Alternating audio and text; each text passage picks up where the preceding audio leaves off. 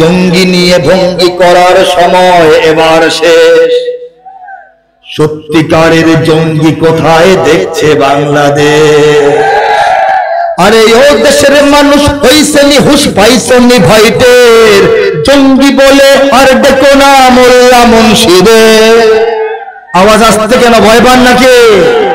মাদ্রাসাতেই জঙ্গি থাকে এই কথা ঠিক নয়, কলেজ বিশ্ববিদ্যালয়েও জঙ্গি এখন হয়। জঙ্গিবাদের ভয়ে দেখিয়ে ভিনদেশিরা খেলে, জঙ্গিবাদের ভয়ে দেখিয়ে ভিনদেশিরা খেলে, একদিকে নয় সব দিকে তাই চোখটা রেখো মেলে। জঙ্গি মারো জঙ্গি ধরো জঙ্গি ভরো জেলে, নিজের ঘরে খুঁজা দেখো জঙ্গি তোমার ছেলে। ভুল ঠিকানায় জঙ্গি খুঁজে কাটতে হবে পরে, সত্যিকারের জঙ্গি দিয়ে দেশটা যাবে ভরে। এদেশে আল্লাহু আকবারের সুরে সূর্য ওঠে, এদেশে আল্লাহু আকবারের সুরে সূর্য ডোবে। এদেশে আল্লাহু আকবারের সুরে সূর্য ওঠে, এদেশে আল্লাহু আকবারের সুরে সূর্য ডোবে। এদেশের মাল্লা মাঝি কিষান মজুর সবার ঠোঁটে শোনো রে লা ইলাহা ইল্লাল্লাহর জিকির ওঠে। এদেশের মাল্লা মাঝি কিষান মজুর সবার ঠোঁটে শোনো রে লা ইলাহা ইল্লাল্লাহর জিকির ওঠে। ইমানের তপ্ত আগুন জ্বলছে সবার বুকে বুকে, ইমানের তপ্ত আগুন জ্বলছে সবার বুকে বুকে। সে আগুন দেশ হতে দেশ দেশান্তরেও জ্বালতে হবে। এদেশে আল্লাহু আকবারের সুরে সূর্য ওঠে, এদেশে আল্লাহু আকবারের সুরে সূর্য ডোবে। আমার সঙ্গে দুইটা লাইন গেয়ে দেখেন যে রকমের কলিজা নিয়ে মাহফিলে বসছেন, 4 গুণ কলিজা নিয়ে বিদায় হবে। আত্মবিশ্বাস জন্মাবে। আমরা বাংলাদেশের ভাড়াটিয়া নই, রব্বুল আলামিন দয়া করে এই দেশটার মালিকানা আমাদেরকে দান করেছেন, ঠিক কিনা বলে? হাত তুলে গাইবো আমরা। এদেশে আল্লাহু আকবারের সুরে সূর্য ওঠে, এদেশে আল্লাহু আকবারের সুরে সূর্য ডোবে। এদেশের পথে ঘাটে, ঠিক না? এদেশের বাজার হাটে, এদেশের এদেশের এদেশের এদেশের এদেশের গঞ্জ গ্রামে খোদার নামের তসবিহাতে কত পীর আউলিয়াদের অশ্রু ঝরে গভীর রাতে। এদেশের গঞ্জ গ্রামে খোদার নামের তসবিহাতে কত পীর আউলিয়াদের অশ্রু ঝরে গভীর রাতে।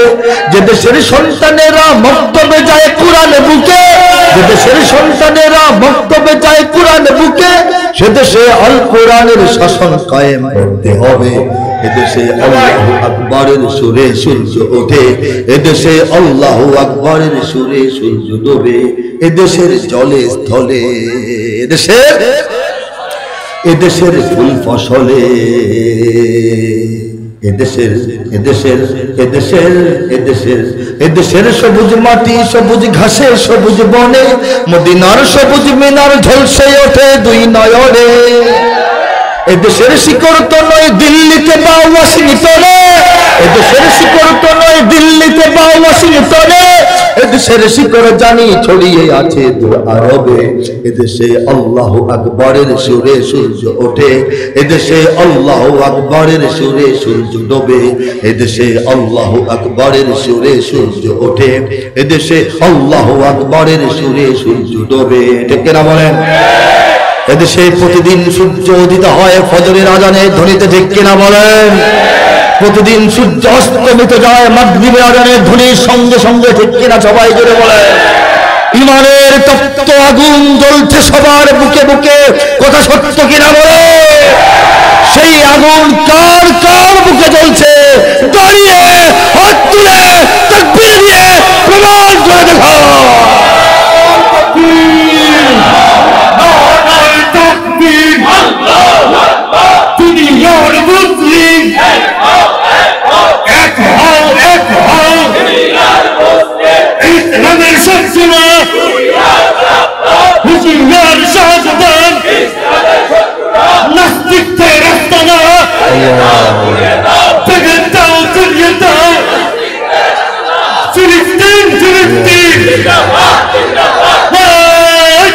মাশাআল্লাহ।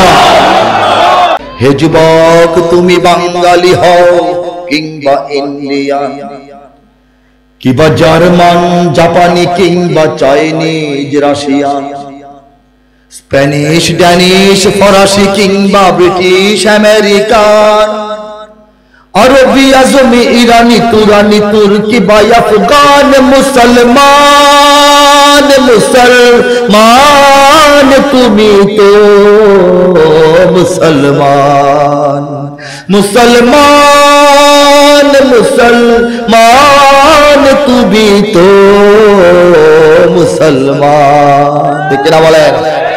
তুমি সাদা হও কিংবা কালো হও, দেখো রক্ত তোমার লাল, সুখী হও কিংবা দুঃখী হও, রেখো ঈমান নির্ভেজাল, কাছে রও কিংবা দূরে রও, তবু কাবাই তোমার ঘর, স্লোগানে তোমার কেঁপে ওঠে আজ পৃথিবীটা থরথর, মৃত্যু তোমায় জানায় সালাম, দূরে থাকে শয়তান, মুসলমান, মুসলমান তুমি তো মুসলমান।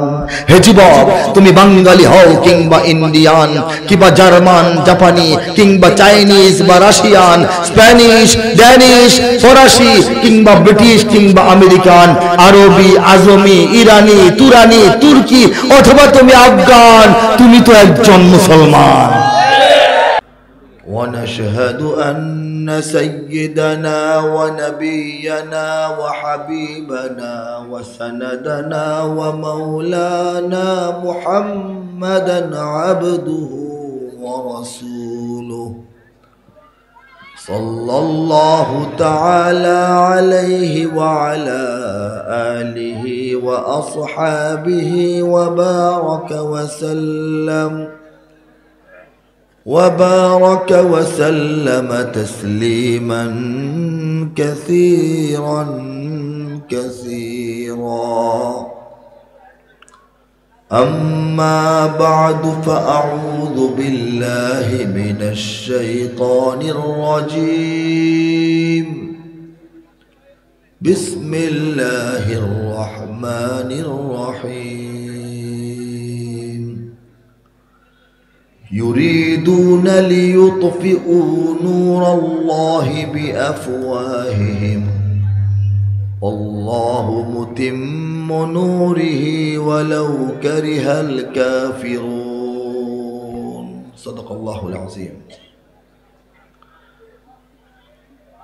আমরা সবাই অন্তরের গভীর থেকে উচ্চারণ করি আলহামদুলিল্লাহ। আজকের এই সুন্দর, সুবিশাল, সুবিন্যস্ত, সুশৃঙ্খল, মহতি, পবিত্র এই জলসা নরিংপুর এলাকাবাসী ও যুব সমাজের উদ্যোগে আয়োজিত তাফসিরুল কুরআন মাহফিল বলি আলহামদুলিল্লাহ।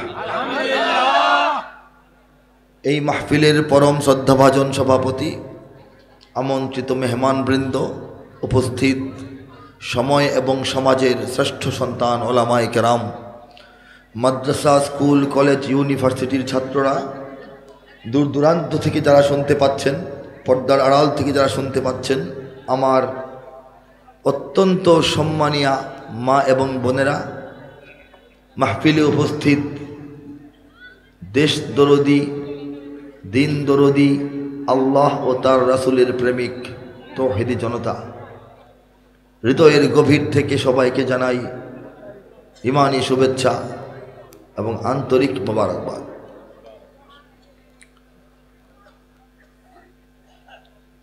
আমরা এখানে যারা এসেছি অনেক মানুষ,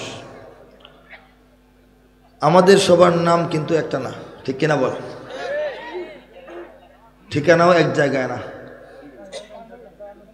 নাম ভিন্ন, পরিচয় ভিন্ন, ঠিকানা ভিন্ন, শিক্ষাগত যোগ্যতা ভিন্ন, বয়স ভিন্ন, রুচি ভিন্ন, মেধা ভিন্ন, মেজাজ ভিন্ন, পছন্দ ভিন্ন, বয়স ভিন্ন, আগেই বলেছি, দেখতে শুনতে ভিন্ন, কাজকর্ম ভিন্ন, চিন্তা ভাবনা ভিন্ন, ভোট ভিন্ন, নেতা ভিন্ন, মার্কা ভিন্ন, নানান রকমের মানুষ এক জায়গায় এসে বসেছি, মনে হচ্ছে আমরা সবাই আপন ভাই, ঠিক কিনা বলে? এই যে শত রকমের মানুষ এক জায়গায় এসে বসলাম, কেউ কোনো জবরদস্তি করেছে? টাকা পয়সার লোভ, কোনো ডর ভয়, লোভে নয়, ভয়ে নয়, অন্য কোনো কারণে নয়, জবরদস্তি নয়।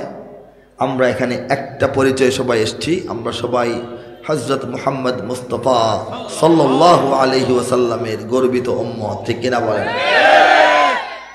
এই দৃশ্য, এই বাস্তবতা প্রমাণ করে এই গোটা দেশ এবং গোটা জাতির মধ্যে যদি ঐক্য প্রয়োজন হয়, তাহলে এই জাতির 97% মানুষ যেখানে মুসলমান, এই জাতিকে ঐক্যবদ্ধ করতে হইলে, এই দেশ এবং জাতিকে এগিয়ে নিতে হলে, উন্নতি সমৃদ্ধির জন্য গোটা জাতীয় ঐক্যের যদি প্রয়োজন হয়, সেই ঐক্য অন্য কোনোভাবে সম্ভব নয়, একমাত্র সম্ভব ইসলামের পতাকা তোলে, ঠিক কিনা বলেন? ইসলাম যদি আহ্বান করে, তাহলে গোটা জাতির সমস্ত সদস্য, ঠিকানা ভিন্ন হোক, নাম ভিন্ন হোক, চিন্তা ভিন্ন হোক, রুচি ভিন্ন হোক, দল নেতা ভিন্ন হোক, সবাই এক জায়গায় আসতে পারে, ঠিক কিনা বলেন? আজ থেকে 1500 বছর আগে आकाए नामदार ताजदारे दो आलम सरकारे मदीना आफ्ताबे मदीना महताबे मदीना सय्यदुल मुरसलीन खातमुन नबिय्यीन इमामुल अंबिया हज़रत मुहम्मद मुस्तफ़ा मुर्तज़ा मुजतबा सल्लल्लाहु अलैहि वसल्लम गोटा पृथिवीके एरकमई एकटा महफिलेर मतो बानिये गिয়েছেন, ঠিক কিনা বলেন? বিশ্ব মানবতার কত রকমের মানুষ, কত রকমের সভ্যতা, কত রকমের জাতীয় চেতনা, সবগুলি একত্রিত হয়ে একটা উম্মাহ তিনি গঠন করে গেছেন, সেটার নাম হচ্ছে মুসলিম উম্মাহ। বলেন সুবহানাল্লাহ। আল্লাহ রাব্বুল আলামিন শুধু মুসলিম উম্মার রব না, সবার রব? সমস্ত মানুষের রব। কাফের, মুশরিক, বেদিন, ধর্মদ্রোহী, খোদাদ্রোহী, বেয়াদবদেরও আল্লাহই রব, ঠিক কিনা বলেন? তিনি লালন করেন, তিনি পালন করেন, তিনি সৃষ্টি করেছেন, তিনি মৃত্যু দিবেন, তিনি পুনরুত্থিত করবেন, তিনি বিচার করবেন, ঠিক কিনা বলেন? রব্বুল আলামিন এই বিশ্বের মানব মণ্ডলীকে যত রকমের নিয়ামত দান করেছেন, বড় দাগে ভাগ করলে যে নিয়ামতগুলি আমরা চিনি, জানি, শুনি, নিজেরা দোয়ার মধ্যে নিজের জন্য চাই, অন্যরাও দোয়া চায়, হুজুর আমার জন্য দোয়া করেন। কি কি নিয়ামতের জন্যে? কয়েকটা নিয়ামত বড় বড় আছে, বুঝানেন। প্রথম হইল টাকা পয়সা, বাড়ি গাড়ি, ধন সম্পদ, সহায় সম্বল, সোনা দানা গয়নায়, ঠিক কিনা বলেন? আমরা সম্পদের জন্য চেষ্টা করি, আল্লাহর কাছে চাই, মানুষের কাছে বলি যে দোয়া করেন, ঠিক কিনা বলেন? দ্বিতীয় প্রকারের উল্লেখযোগ্য বড় নিয়ামত হচ্ছে মানুষের মান সম্মান, ইজ্জত আবরু, মানুষের পজিশন, মানুষের পাওয়ার, মানুষের ক্ষমতা, মানুষের দাপট, মানুষের চেয়ার, ঠিক কিনা জোরে বলেন? তৃতীয় প্রকারের বড় নিয়ামত হচ্ছে উত্তম স্ত্রী, উত্তম সন্তান, উত্তম বংশধর, ঠিক কিনা জোরে বলেন? আরেক প্রকারের বড় নিয়ামত হচ্ছে মানুষের শিক্ষা, মানুষের দীক্ষা, মানুষের জ্ঞান, মানুষের প্রজ্ঞা, মানুষের চিন্তা শক্তি, মানুষের বিবেচনা শক্তি, মানুষের মেধা, মানুষের ধী, মানুষের গরিমা, মানুষের অভিজ্ঞতা এবং মানুষের দক্ষতা। বলেন সুবহানাল্লাহ। আরো এক প্রকার বড় নিয়ামত হচ্ছে মানুষের রূপ, মানুষের সৌন্দর্য, মানুষের কাটিং, মানুষের চেহারা, মানুষের বডি, মানুষের সুস্বাস্থ্য, মানুষের সুস্থতা এবং মানুষের দীর্ঘ হায়াত। বলেন সুবহানাল্লাহ। এই সমস্ত প্রকারের নিয়ামত, এতক্ষণ যা বললাম, এই সমস্ত প্রকারের নিয়ামত মহান রব্বুল আলামিন দুনিয়াতে শুধু মুসলমানদেরকে দিছেন না সবাইকে দিছেন? জোরে বলেন, শুধু মুসলমান না সমস্ত মানুষকে দিছেন? সমস্ত মানুষকে আল্লাহ পাক নিয়ামতগুলি দান করছেন। এমন কি লক্ষ্য করলে দেখা যায়, আপনারা অন্যদিকে তাকাবেন না, অনেক কিছু ঘটবে, হাজার হাজার মানুষ, কেউ চারি বিছাবে, কেউ দাঁড়াবে, কেউ বসবে, কথা বলবে, আপনারা ওদিকে তাকাইলে কেন আসছেন? ঠিক কিনা বলেন? একদিকে তাকায় কথাগুলি বললে সব হবে, ফায়দা হবে, আমারও ফায়দা, আপনাদেরও ফায়দা, ঠিক কিনা বলেন? আল্লাহ পাক যে নিয়ামতগুলি দিছেন পৃথিবীর সমস্ত মানুষকেই কম বেশি মাঝারি দান করছেন। বলেন সুবহানাল্লাহ। যা যা যা বললাম সবাই কম বেশি পাইছে, ঠিক কিনা? তো এমনকি লক্ষ্য করলে দেখা যায় যে রব্বুল আলামিন অনেক নিয়ামত মুসলমানদের চাইতে, মুমিনদের চাইতে কাফেরদেরকে বেশি দিচ্ছেন। দেন নাই? চিন্তা করে দেখেন তো, হিসাব মিলান। পৃথিবীর শ্রেষ্ঠ ধনীর তালিকায় যে মানুষগুলি, এর মধ্যে প্রথম সারিতে ইহুদি নাসারারা, ঠিক কিনা বলেন? হিন্দুরাও আছে, মুসলমানদের তালিকা অনেক পিছনে। পৃথিবীর শ্রেষ্ঠ ধনী ধনাঢ্য যে রাষ্ট্রগুলি আছে, এই রাষ্ট্রগুলির মধ্যেও তো কাফের মুশরিক এবং ইহুদিদের রাষ্ট্রগুলি আমাদের চাইতে অনেক বেশি ধনী, ঠিক কিনা বলেন? ক্ষমতার বিচারে দুনিয়ার দৃষ্টিকোণ থেকে, ক্ষমতার দিক থেকেও পৃথিবীতে ক্ষমতাশীল ক্ষমতাবান হচ্ছে কাফের মুশরিক দেশগুলো, ঠিক কিনা বলেন? এই যে অবস্থা, কি বোঝা গেল? তাহলে কি আমরা যে আল্লাহর জন্য জীবন কুরবান করলাম, আমরা যে 5 বার আজান হইলে বারে বারে আল্লাহর সামনে মস্তকটাকে নোয়ায় দেই, আমরা যে আল্লাহর সামনে রুকু করি, সিজদা করি, আমরা যে নিজের মন মতো না চইলা আল্লাহ শরীয়ত মতো চলি, আমরা যে হারাম থেকে বেঁচে থেকে হালালের সীমারেখার ভিতরে কষ্টে সৃষ্টে জীবন যাপন করি, আমরা যে নিজের উপার্জন থেকে আল্লাহর হুকুমে মানুষকে যাকাত দিয়া দেই, আমরা যে নিজের উপার্জন থেকে আল্লাহর ঘর জিয়ারত করার জন্য 5-7 লাখ টাকা খরচ করি, আমরা যে আল্লাহর রাস্তায় জীবন দেওয়ার জন্য প্রস্তুত থাকি, আল্লাহর উপর, রাসূলের উপর, কোরআনের উপর, শরিয়ার উপর কোনো কথার বা লেখার যদি আঘাত আসে, সেই আঘাত প্রতিহত করার জন্য আমরা জীবন বাজি রাখি, প্রয়োজনে শহীদ হওয়ার জন্য প্রস্তুত হয়ে থাকি, আমরা কি তাহলে ঠকলাম? এত কিছু আল্লাহর জন্য করি, আল্লাহর গোলাম হয়ে গেলাম, অথচ আল্লাহ পাক অন্যদেরকে বেশি দিলেন, আমাদেরকে কম দিলেন, অন্যদেরকে আগে দিলেন, আমাদেরকে পরে দিলেন। ব্যাপারটা কেমন? এটা আমাদের বোঝার বল, ঠিক কিনা বলেন? রব্বুল আলামিন এই আসমানের নিচে জমিনের উপরে সবচাইতে উন্নত, সবচাইতে ভালো, সবচাইতে শ্রেষ্ঠ, সবচাইতে কার্যকর, মহিমান্বিত, মূল্যবান যে নিয়ামতটা দান করেছেন, সেই নিয়ামতটা তিনি আমাদেরকে দান করেছেন, আর সেই নিয়ামতটার নাম হচ্ছে ঈমান, ঠিক কিনা বলেন? এই ঈমান লাভ করার পর, ঈমান পাওয়ার পর, ঈমান অর্জন করার পর বাকি অন্য কিছু পাইলাম কি পাইলাম না, কম পাইলাম না বেশি পাইলাম, আগে পাইলাম না পরে পাইলাম, এই চিন্তা যারা করে তারা ঈমানের মূল্য বোঝে না, ঠিক কিনা বলেন? ঈমান কি সস্তা না দামি? ঈমান কি সহজ না কঠিন? এই যে ঈমান দামি, ঈমান যে সস্তা নয়, এই ব্যাপারটা বোঝার জন্য উদাহরণ দিতেছি।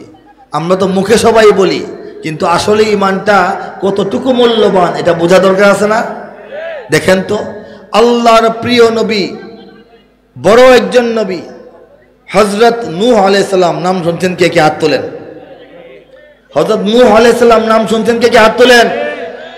হযরত নূহ আলাইহিস সালাম আল্লাহর একান্ত নিকটতম বান্দা, একজন মহান নবী। রব্বুল আলামিন এই নবীর সঙ্গে যারা নৌকায় উঠেছে তাদেরকে রক্ষা করেছেন, ঠিক কিনা বলেন? কিছু সংখ্যক মুমিন মুসলমান নবীর সঙ্গে নৌকায় উঠে আল্লাহর গজব থেকে রক্ষা পেয়েছেন, কিন্তু আল্লাহ সেই নবীর আপন সন্তানকে ঈমান দেন নাই, ঠিক কিনা বলেন? নূহ নবীর ছেলের কি ঈমান নসিব হয়েছিল? হয় নাই। হযরত ইব্রাহিম আলাইহিস সালাম শ্রেষ্ঠ নবী, বড় নবী একজন, মিল্লাত আবিকুম ইব্রাহিম ওয়া সাম্মাকুমুল মুসলিমিন। আল্লাহ বলেন, তোমাদের চিন্তা চেতনা, তোমাদের বিশ্বাসের পিতা, তোমাদের একত্ববাদের পিতা জনক হযরত ইব্রাহিম আলাইহিস সালাম তোমাদের জাতির পিতা, ঠিক কিনা বলেন? তিনি তোমাদের নাম রেখেছেন মুসলিমিন, বলেন সুবহানাল্লাহ। জাতির পিতা হিসেবে 200 কোটি মুসলমান দুনিয়াতে বর্তমানে আছে। এই 200 কোটি মুসলমানের জাতির পিতা হচ্ছেন ইব্রাহিম আলাইহিস সালাম। তার যিনি পিতা ছিলেন সেই পিতার কিন্তু ঈমান নসিব হয় নাই, ঠিক হলে জোরে বলেন ঠিক, কথা ঠিক কিনা বলেন? আরেকজন নবী হযরত লূত আলাইহিস সালাতু ওয়াস সালাম, আল্লাহর নবী, অথচ তার স্ত্রী, তার সহধর্মিনী, তার জীবন সঙ্গিনী, তার অর্ধাঙ্গিনী, তার প্রিয়তমা, কিন্তু ঈমান নসিব হয় নাই। নবীর স্ত্রীর ঈমান নসিব হয় নাই। নবীর সঙ্গে এক বাসনে খেয়ে, এক বিছানায় শুয়ে, এক ঘরে থেকেও নবীর দাওয়াতের আহ্বান তার কান পর্যন্ত পৌঁছিয়েছে, প্রাণ পর্যন্ত পৌঁছায় নাই, ঠিক না? আমাদের নবী, শেষ নবী, শ্রেষ্ঠ নবী, মহান নবী, সর্বোত্তম নবী, আখির নবী হযরত মুহাম্মদ মুস্তাফা সাল্লাল্লাহু আলাইহি ওয়াসাল্লাম, জন্ম লাভের কিছুদিন আগেই পিতাকে হারান, জন্মগ্রহণের কিছুকাল পরেই মাকে হারান, এর কয়েকদিন পরেই দাদাকে হারান, আপন চাচা আবু তালেবের কাছে লালিত পালিত হন। ঠিক কিনা বলেন? আবু তালেব ছিলেন একজন ভালো মানুষ। আবু লাহাব, আবু জাহেল, উতবা, সাইবার সঙ্গে তার আকাশ পাতাল তফাত। মানুষ হিসেবে তিনি অত্যন্ত ভালো, ভদ্র, সভ্য, অভিজাত, বিবেচক, বুদ্ধিমান, জ্ঞানী, সুন্দর, নেতৃত্ব দেওয়ার যোগ্য, ভদ্র, শালীন একজন সুন্দর মানুষ আবু তালেব। সব দিক থেকে তার মানবিক গুণাবলীর কোনো অভাব নাই। তিনি আল্লাহর রাসূলকে লালন পালন করলেন, কোলে নিয়ে বেড়াইলেন, মুখে তুলে খাওয়াইলেন, গোসল করিয়ে গা মোছাইলেন। বড় হওয়ার পর সিরিয়া পর্যন্ত সঙ্গে নিয়ে ব্যবসা শিখাইলেন। যুবক হওয়ার পর হযরত খাদিজার সঙ্গে রাদিয়াল্লাহু তাআলা আনহার সঙ্গে বিয়ে শাদী করাইলেন। নিজের মৃত্যু পর্যন্ত মক্কার কুরাইশ কাফের মুশরিকদের হাত থেকে আল্লাহর নবীকে যতটুকু সম্ভব রক্ষা করলেন। কিন্তু এই বেচারার কপালেও ঈমান নসিব হয় নাই। ঠিক কিনা বলেন? কি বোঝা গেল? নবীর বাবা হইলে কি ঈমান কনফার্ম? নবীর ছেলে হইলে ঈমান কনফার্ম? নবীর ওয়াইফ হইলে ঈমান কনফার্ম? নবীকে লালন পালনকারী আপন চাচা হইলে কি ঈমানটা কনফার্ম? ঈমান কি সহজ না কঠিন? সস্তা না মূল্যবান? এই মূল্যবান ঈমান মহান রব্বুল আলামিন বাংলাদেশের প্রায় শতভাগ মানুষকে বিনা কষ্টে, বিনা চেষ্টায়, বিনা পরিশ্রমে, বিনা ব্যয়ে, বিনা বিনিময়ে, বিনা অত্যাচারে, বিনা নির্যাতনে, বিনা গৃহত্যাগে, বিনা হিজরতে দান করেছেন। বলেন সুবহানাল্লাহ। অন্তর খুলে বলেন আলহামদুলিল্লাহ। গৌরব প্রকাশ করে বলেন আল্লাহু আকবার। এই যে ঈমানের আওয়াজ, এই যে আল্লাহু আকবারের আওয়াজ, এই আওয়াজ বাংলাদেশকে সারা দুনিয়ার বুকে বুলন্দ করে তোলে, আমাদের চিন্তা চেতনা, জাতীয় মর্যাদাকে উত্থিত করে তোলে। এই আওয়াজের সামনে আজকে ওয়াশিংটন থরথর করে কাঁপে, দিল্লি থরথর করে কাঁপে, বেইজিং থরথর করে কাঁপে, তেল আবিব থরথর করে কাঁপে, থরথর করে কাঁপে।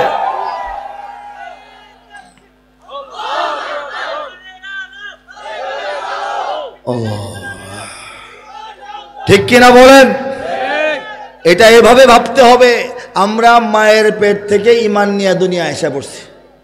মায়ের পেট থেকে এক একজন দুনিয়াতে আসছি, আর ঈমান নামক জান্নাতের টিকিটটা আল্লাহ পাক আমাদের হাতে ধরাইয়া দিছেন। এই জন্য ঈমানের মর্যাদা বুঝি না, কদর বুঝি না, দায়িত্ব বুঝি না, করণীয় বুঝি না। ঠিক কিনা বলেন? মাগনা ঈমান পেয়েছি বললে মূল্য দেই না। এই ঈমান আল্লাহ পাক মায়ের গর্ভ থেকে হাতে ধরাইয়া দিয়েছেন আমাদেরকে, যে জন্যে আমরা এই ঈমান এখন এটা বেহেশতের টিকিট, এই টিকিটটা আমরা নষ্ট করি, ছিঁড়ে ফেলি, এলোমেলো বানাই, কুচকায় ফেলি, হারায় ফেলি, ছিদ্র করে ফেলি, ধুলা ময়লা ভরাই, ড্রেনের মধ্যে ফেলায় দেই, রাস্তার মধ্যে হারায় ফেলাই, চোর বাটপারদের হাতে উঠায় দেই, কবর পূজারি, মাজার পূজারি, কাদিয়ানি এদের হাতে উঠায় দেই। ঠিক কিনা ধরে বলেন? আর এই আমাদের হারানো ঈমান বারবার কুড়িয়ে এনে ধুয়ে মুছে ইস্ত্রি করে ভাঁজ করে আমাদের পকেটে আবার ধরায় দেন উম্মতের উলামায়ে কেরাম। ঠিক কিনা? অথচ এই উলামায়ে কেরামকে সর্বসাধারণ মুসলমানদের চোখে খারাপ বানানোর কত চেষ্টা। একবার সমস্ত আলেম সমাজকে বলা হতো ঢালাওভাবে স্বাধীনতা বিরোধী, আরেকবার বলা হতো সাম্প্রদায়িক, আরেকবার বলা হতো মধ্যযুগীয় বর্বর, আরেকবার বলা হতো মৌলবাদী, আরেকবার বলা হতো জঙ্গি। অথচ উলামায়ে কেরামই মানুষের খেদমতে আছেন, আশ্রয়ের জায়গা, প্রশ্রয়ের জায়গা, সততার জায়গা, আস্থার জায়গা, বিশ্বাসের জায়গা। ঠিক কিনা জোরে বলেন? হে বাংলাদেশের মুসলমানগণ, ঈমানের বলে বলিয়ান হতে হবে, আত্মপরিচয় জানতে হবে। একটা বাঘের বাচ্চা ছোটবেলা হারিয়ে যায়, বকরির দুধ খেয়ে এক গ্রামে বড় হয়। জঙ্গল থেকে বাড়িয়ে যায় না, হারায় গেছে, বকরির দুধ খায়। একটু বড় হওয়ার পরে যখন পুকুরে পানি খেতে যায়, তখন দেখে তার চেহারাটা তার অন্য ভাই বোনদের সাথে মিলে না, অন্য বকরির বাচ্চাদের সঙ্গে মিলে না। চিন্তা করলো, ভাবনা করলো, খোঁজ নিল, খবর নিল, আলাপ সাল্লাপ করলো, ইতিহাস পড়লো, মুরব্বীদের কাছে জিজ্ঞেস করলো, কইরা জানতে পারলো সে আসলে ছাগলের বাচ্চা না, বকরির বাচ্চা না, সে বাঘের বাচ্চা। যেদিন জানতে পারলো সে বাঘের বাচ্চা, সেদিনই তার চলায়, তার বলায়, তার থাবায়, তার হুঙ্কারে, তার গর্জনে, তার তাকানোতে, তার মাথা ঘোরানোতে বাঘের চরিত্র চলে আসতো। ঠিক কিনা বলেন? হে বাংলাদেশের মুসলমানগণ, যেদিন আমরা বুঝতে পারবো আমরা মুসলমান, যেদিন বুঝতে পারবো আল্লাহ পাক আমাদেরকে আদর করে, সোহাগ করে, ভালোবেসে ঈমান দান করেছেন, যেদিন আমরা বুঝতে পারবো আমরা হযরত আলী কাররামাল্লাহু ওয়াজহাহু, যাকে আল্লাহর সিংহ বলা হতো, তার উত্তরসূরি, যখন বুঝতে পারবো হামজা আসাদুল্লাহি ওয়া আসাদু রাসূলি, হযরত হামজা যিনি আল্লাহ এবং আল্লাহর রাসূলের বাঘ, তার আমরা উত্তরসূরি, যখন বুঝতে পারবো আমরা খালিদ বিন ওয়ালিদের উত্তরসূরি, সেদিন আমাদের মধ্যে ঈমানের যে চেতনা জাগবে, যে শক্তি এবং গতির সৃষ্টি হবে, এর সামনে পৃথিবীর কোনো পারমাণবিক শক্তিধর দেশ বা শক্তির কোনো দাঁড়ায়া থাকার মতো ক্ষমতা নাই। ঠিক কিনা বলেন? লিল্লাহি তাকবীর, লিল্লাহি তাকবীর। এদেশে আল্লাহু আকবারের সুরে সূর্য ওঠে, এদেশে আল্লাহু আকবারের সুরে সূর্য ডোবে, এদেশে আল্লাহু আকবারের সুরে সূর্য ওঠে, এদেশে আল্লাহু আকবারের সুরে সূর্য ডোবে। এদেশের মাল্লা মাঝি কিষান মজুর সবার ঠোঁটে শোনোরে লা ইলাহা ইল্লাল্লাহর জিকির ওঠে, এদেশের মাল্লা মাঝি কিষান মজুর সবার ঠোঁটে শোনোরে লা ইলাহা ইল্লাল্লাহর জিকির ওঠে। ঈমানের তপ্ত আগুন জ্বলছে সবার বুকে বুকে, ঈমানের তপ্ত আগুন জ্বলছে সবার বুকে বুকে, সে আগুন দেশ হতে দেশ দেশান্তরেও জ্বালতে হবে। এদেশে আল্লাহু আকবারের সুরে সূর্য ওঠে, এদেশে আল্লাহু আকবারের সুরে সূর্য ডোবে। আমার সঙ্গে দুইটা লাইন গেয়ে দেখেন যে রকমের কলিজা নিয়ে মাহফিলে বসছেন, 4 গুণ কলিজা নিয়ে বিদায় হবেন। আত্মবিশ্বাস জন্মাবে, আমরা বাংলাদেশের ভাড়াটিয়া নই, রব্বুল আলামিন দয়া করে এই দেশটার মালিকানা আমাদেরকে দান করেছেন। ঠিক কিনা বলে? হাত তুলে গাইব আমরা, এদেশে আল্লাহু আকবারের সুরে সূর্য ওঠে, এদেশে আল্লাহু আকবারের সুরে সূর্য ডোবে, এদেশের পথে ঘাটে, ঠিক না, এদেশের বাজার হাটে, এদেশের এদেশের এদেশের এদেশের এদেশের গঞ্জ গ্রামে খুদার নামের তসবিহাতে কত পীর আউলিয়াদের অশ্রু ঝরে গভীর রাতে। এদেশের গঞ্জ গ্রামে খুদার নামের তসবিহাতে কত পীর আউলিয়াদের অশ্রু ঝরে গভীর রাতে। যে দেশের সন্তানেরা মক্তবে যায় কোরআন বুকে, যে দেশের সন্তানেরা মক্তবে যায় কোরআন বুকে, সে দেশে আল কোরআনের শাসন কায়েম করতে হবে। এদেশে আল্লাহু আকবারের সুরে সূর্য ওঠে, এদেশে আল্লাহু আকবারের সুরে সূর্য ডোবে, এদেশের জলে স্থলে, এদেশের ফুল ফসলে, এদেশের এদেশের এদেশের এদেশের এদেশের সবুজ মাটি সবুজ ঘাসে সবুজ বনে, মদিনার সবুজ মিনার ঝলসে ওঠে 2 নয়নে।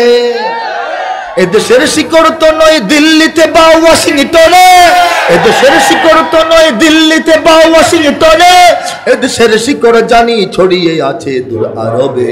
এদেশে আল্লাহু আকবারের সুরে সূর্য ওঠে, এদেশে আল্লাহু আকবারের সুরে সূর্য ডোবে, এদেশে আল্লাহু আকবারের সুরে সূর্য ওঠে, এদেশে আল্লাহু আকবারের সুরে সূর্য ডোবে। ঠিক কিনা বলেন? এদেশে প্রতিদিন সূর্য উদিত হয় ফজরের আজানের ধ্বনিতে। ঠিক কিনা বলেন? প্রতিদিন সূর্য অস্তমিত যায় মাগরিবের আজানের ধ্বনির সঙ্গে সঙ্গে। ঠিক কিনা সবাই জোরে বলেন? ঈমানের তপ্ত আগুন জ্বলছে সবার বুকে বুকে, কথা সত্য কিনা বলে? সেই আগুন কার কার বুকে জ্বলছে? দাঁড়িয়ে হাত তুলে তাকবীর দিয়ে প্রমাণ করে দেখো।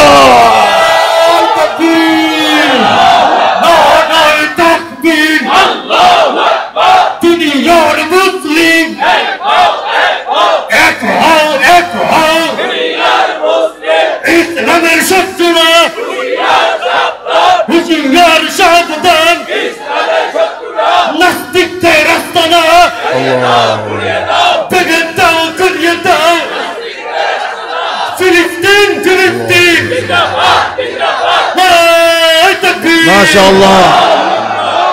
হে বাংলাদেশের মুসলমানগণ, কেন এই বক্তব্য, কেন এই আত্মপরিচয়, এই এখানে বারবার আওয়াজটা কেন হয় ভাই? আমি তো খুশি হচ্ছি না, আমার কথা আমি বলতে পারতেছি না, বারবার মানুষ এই কোনায় তাকাইতে হয়। কোনায় সমস্যাটা কি? কেউ কাউকে ধমকও দিয়েন না, দিলেও তো সমস্যা হয়। অনেকক্ষণ ধরে তো, শুরু থেকে না তো, প্রথম দিকে হইতে পারে, সারা মাহফিলে আওয়াজ হলে হবে? এই চুপ থাকেন সবাই, সব দিকে একটু দয়া করে চুপ থাকেন। এই বাংলাদেশের জন্ম হয়েছে একটা মানব শিশুর মতো। 8, 9, 10 মাস গর্ভের থেকে তারপর বাচ্চা বের হয় না, দুনিয়াতে আসে না আল্লাহর হুকুমে। মাত্র 9 মাসের প্রলয়ঙ্করী তীব্রতর এক প্রসব বেদনায় গোটা জাতিকে অস্থির করে তোলার পর বাংলাদেশ নামক নবীন শিশু রাষ্ট্রের জন্ম হয়, ঠিক কিনা বলেন? ইউরোপ আমেরিকা চিন্তা করে এই বাংলাদেশকে আস্তে আস্তে খ্রিস্টবাদের দিকে নিয়ে যাবে, আমাদের রাজনীতির উপর তাদের হস্তক্ষেপ থাকবে, এখন আছে। আমাদের অর্থ ব্যবস্থায় তাদের হস্তক্ষেপ থাকবে, তাদের আছে। আমাদের বাণিজ্যে তাদের হস্তক্ষেপ থাকবে, এখনো আছে। তারা চিন্তা করছে এইভাবে, ঠিক কিনা বলেন? মস্কোপন্থীরা ভেবেছে বাংলাদেশ হবে কমিউনিস্ট রাষ্ট্র। ভারত ভেবেছিল বাংলাদেশকে আস্তে আস্তে হিন্দুত্ববাদ দিয়ে ঢেকে ফেলবে, ঠিক কিনা বলেন? নাস্তিক মোরতাদরা ভেবেছিল, এখনো ভাবছে বাংলাদেশকে ধর্মনিরপেক্ষতার নামে ধর্মহীন রাষ্ট্রে পরিণত করবে। কিন্তু আল্লাহ বলেন ওয়ামাকারু ওয়ামাকারাল্লাহ ওয়াল্লাহু খায়রুল মাকিরিন। আল্লাহ বলেন আমার দুশ্মনরা, নবীর দুশ্মনরা, কোরআনের দুশ্মনরা, দ্বীনের দুশ্মনরা, ইসলাম মুসলমান এবং মুসলমানিত্বের দুশ্মনরা ষড়যন্ত্র একের পর এক করতেই থাকে। আমি আল্লাহ আমার পরিকল্পনা ঠিক করে রাখি, বলেন সুবহানাল্লাহ। আল্লাহু খায়রুল মাকিরিন, নিশ্চয়ই নিঃসন্দেহে আল্লাহ রাব্বুল আলামিনই হচ্ছেন সবচাইতে নিখুঁত, নির্ভুল, সর্বোচ্চ, সর্বশ্রেষ্ঠ পরিকল্পনাকারী, ঠিক কিনা বলেন? তাদের পরিকল্পনা অনেক আছে, এইগুলি বাস্তবায়নের জন্য অনেক চেষ্টা গত 53 বছর ধরেই তারা করতেছে। কিন্তু আল্লাহর পরিকল্পনাটা বুঝতে হবে নাকি? আল্লাহর পরিকল্পনা হলো বাংলাদেশটা ইসলামের হবে। জুড়ে বলেন সুবহানাল্লাহ। জিজ্ঞেস করবেন কি করে বুঝলেন? কি করে বুঝলাম? মক্কা, মদিনা, আরব, যেখানে ইসলামের জন্ম, বিস্তার, প্রতিষ্ঠা, সেখান থেকে বাংলাদেশ খুব কাছে না দূরে? কেমন দূরে? হাজার হাজার মাইল দূরে, ঠিক কিনা বলেন? আল্লাহর রসুল এবং সাহাবায়ে কেরাম আজমাইনের যে যুগ জামানা, সেই সময় থেকে আমরা কি 50, 60, 70 বছর পরে নাকি 1500 বছর পরে? কত দূরে, কত পরে? এমন এক দেশে বসবাস করি যে দেশের চতুর্দিকে সামান্যতম অন্য কোনো মুসলিম দেশের সীমান্ত নাই। কথাটা বুঝাইতে পারছি? বাংলাদেশের চারদিকে কোনো মুসলমান দেশ আছে? মুসলিম দেশ আছে? মুসলিম দেশ নাই, অমুসলিম দেশ দিয়ে বেষ্টিত। এই দেশটাও আগ্রাসী, আধিপত্যবাদী, সাম্রাজ্যবাদী, ঠিক কিনা বলেন? এই পেটের ভিতরে ছোট্ট একটা বাংলাদেশ, আরব থেকে হাজার হাজার মাইল দূরে, রসুল থেকে 1500 বছর পরের আমরা জাতি, আমরা মানুষ। এই দেশে, এই জমিনে, এই জাতির মধ্যে ইমানের দাওয়াতটাই তো ভালো কইরা এখনো আসার কথা ছিল না। আরবের আশেপাশে ধারে কাছে অনেক দেশে এখনো বাংলাদেশের মতো এত সুন্দর ইসলাম নাই। কে আনছেন? কে আনছেন? যুক্তিতে ধরে না, বৈজ্ঞানিক বুঝাইতে পারবে না, গণিতবিদ হিসাব মিলাই দিতে পারবে না, আপনার চিন্তায় মিলবে না। আল্লাহ পাক চেয়েছেন বলে হয়েছে, বলেন সুবহানাল্লাহ।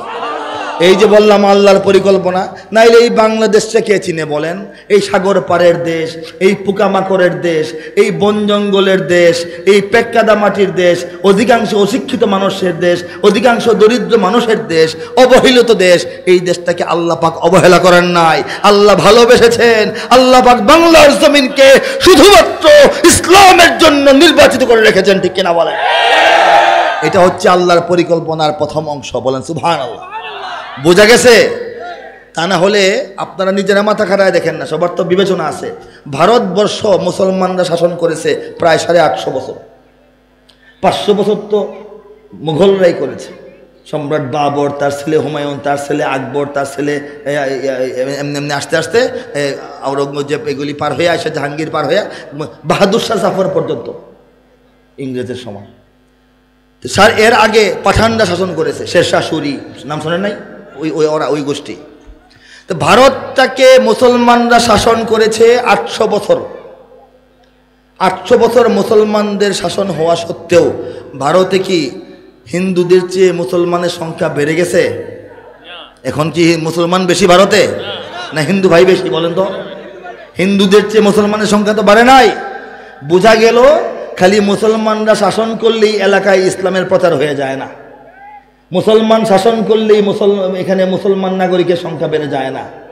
যদি যাইতো ভারতে যাইতো, ঠিক কিনা বলেন?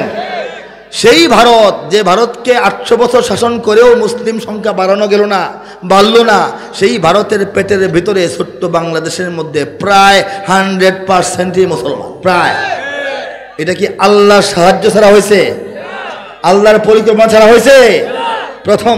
দ্বিতীয়, দেখেন এই দেশের ইসলামকে, এই দেশের মানুষের অন্তর থেকে ইসলামকে পৃথক করার জন্য, এই প্রজন্মের চিন্তা চেতনা, দিল দিমাগ, অনুভূতি উপলব্ধি থেকে ইসলামকে আউট করার জন্য, এই মাটি মানুষ প্রকৃতি থেকে ইসলামকে বাদ দেওয়ার জন্য অনেক ধরনের ষড়যন্ত্র বাংলাদেশের জন্ম থেকে আজ পর্যন্ত 53টা বছর ধইরা রাত দিন 24 ঘন্টা চলতেছে। বইলা বুঝাইতে হবে না, জানেন?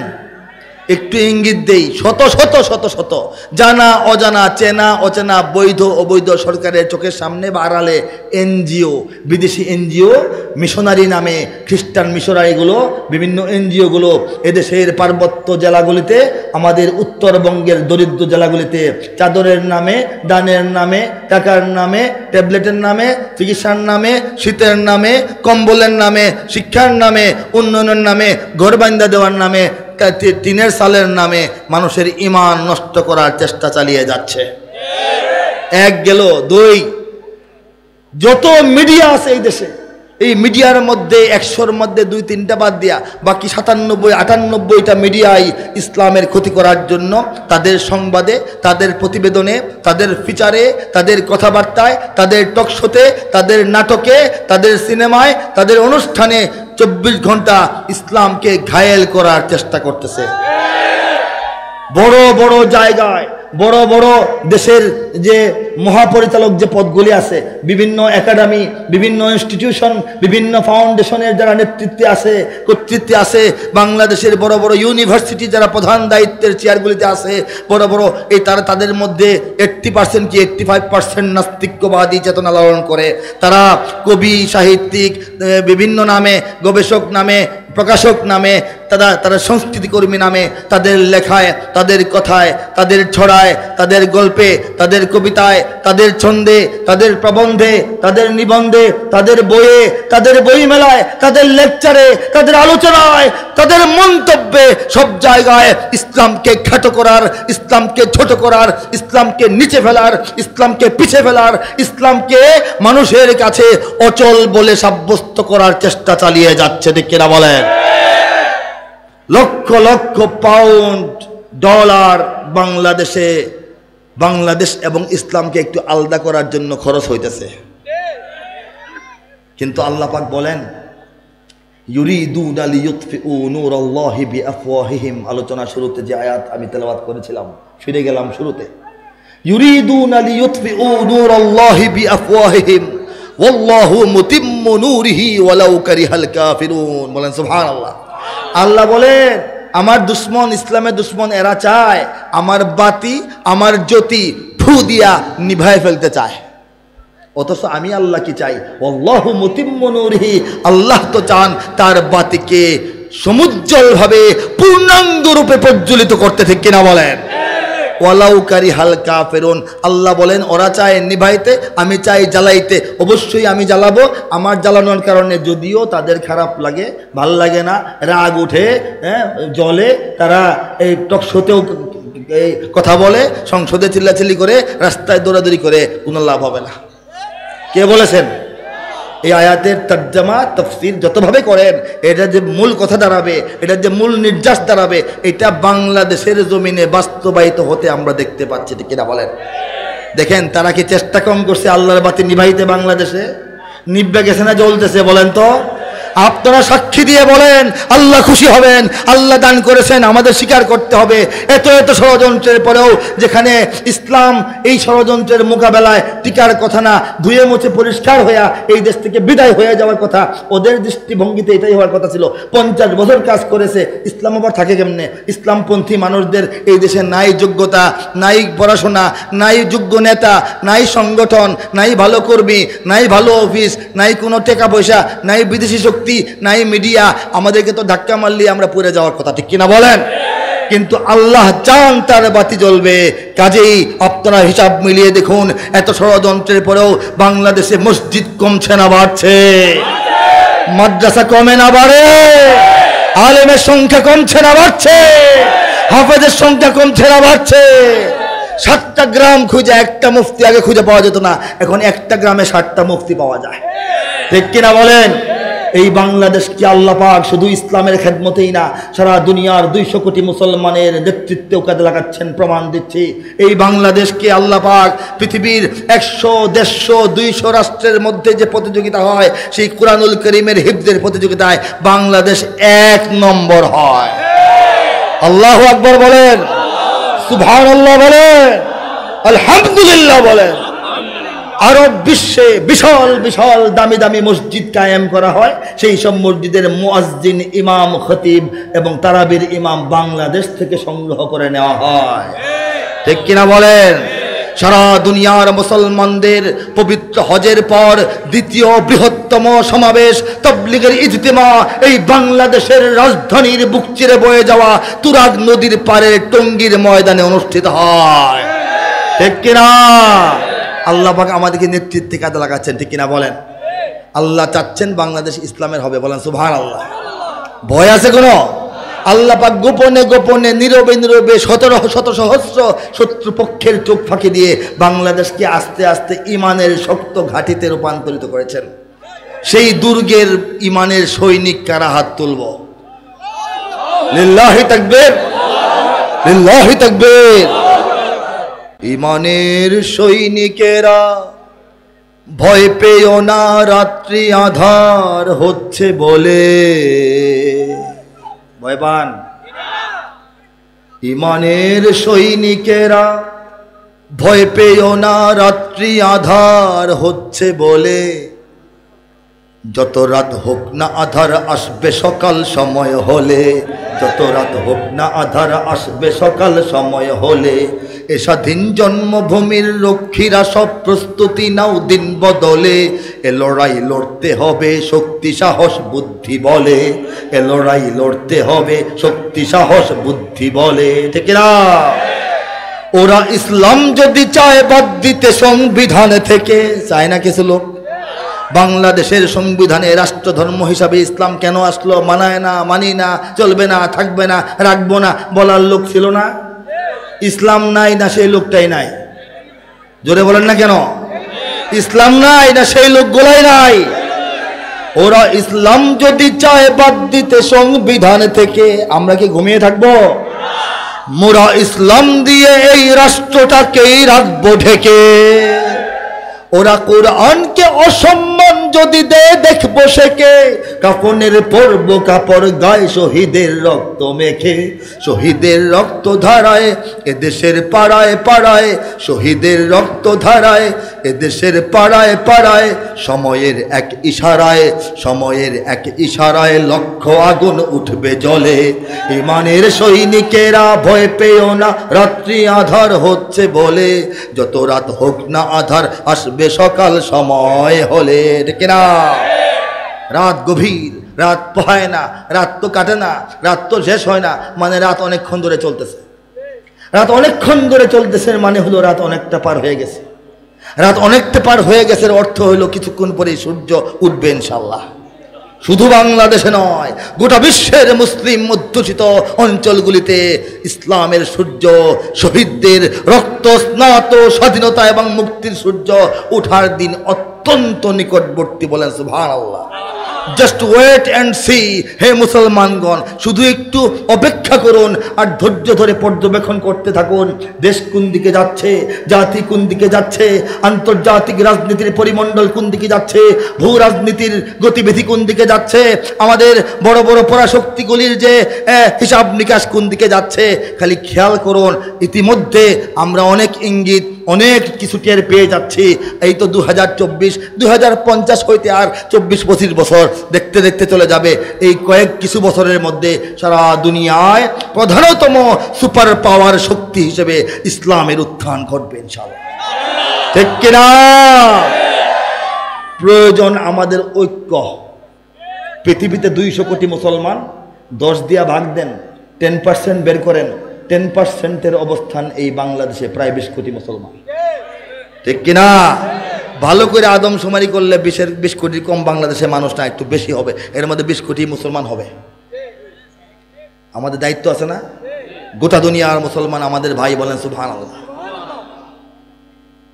এলাকার হিসাবে, সীমানার হিসাবে, মানচিত্রের পরিচয়ে, ভূখণ্ডের পরিচয়ে, নাগরিকত্বের পরিচয়ে আমরা সবাই বাংলাদেশে। ঠিক কিনা বলেন?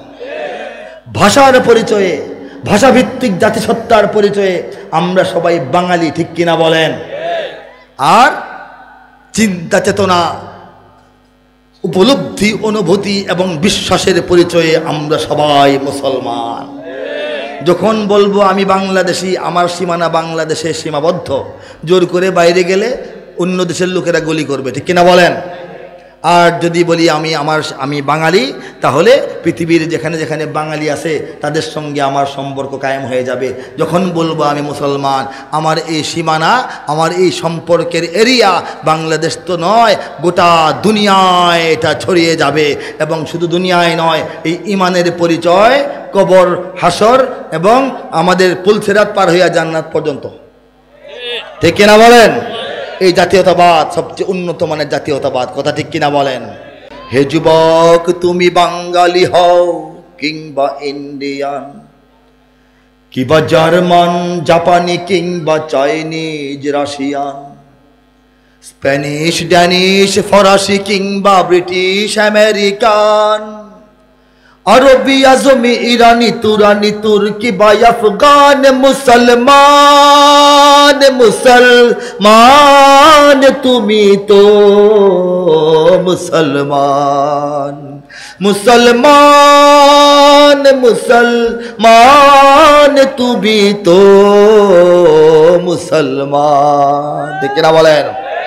তুমি সাদা হও কিংবা কালো হও, দেখো রক্ত তোমার লাল, সুখী হও কিংবা দুঃখী হও, রেখো ইমান নির্ভেজাল, কাছে রও কিংবা দূরে রও, তবু কাবাই তোমার ঘর, স্লোগানে তোমার কেঁপে ওঠে আজ পৃথিবীটা থর থর, মৃত্যু তোমায় জানায় সালাম, দূরে থাকে শয়তান, মুসলমান, মুসলমান তুমি তো মুসলমান।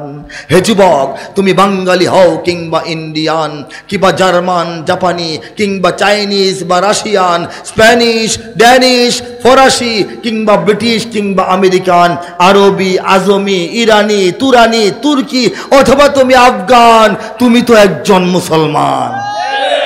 এই যে মুসলিম জাতিসত্তার পরিচয়, এই যে উম্মাহ চেতনা, এই চেতনার বাইরে কি বাংলাদেশের যুবকরা থাকবে? বাংলাদেশের তরুণ যুবকেরা এখন তো মোবাইল শরীফের পিছনে অনেক সময় দেয়। ঠিক কিনা? এই দিন নয়, আরো দিন আছে। আমি আহ্বান জানাবো, হে তরুণেরা, হে যুবকেরা, মোবাইল টোবাইল এইগুলি তো ভালো মন্দে মিশ্রিত, তোমাদের হাতে এগুলি সহজলভ্য করে পৌঁছায় দেওয়া হয়েছে। পড়াশোনাটাকেও এখন মোবাইল ভিত্তিক করা হয়েছে, তোমাদেরকে জাতিসত্তা ভুলে দেওয়ার জন্য, আত্মপরিচয় ভোলাইয়া বাঘের বাচ্চা থেকে বকরির বাচ্চা বানায় রাখার জন্য। ঠিক কিনা? আমরা কি বকরির বাচ্চা হয়ে থাকবো না বাঘের বাচ্চা হব?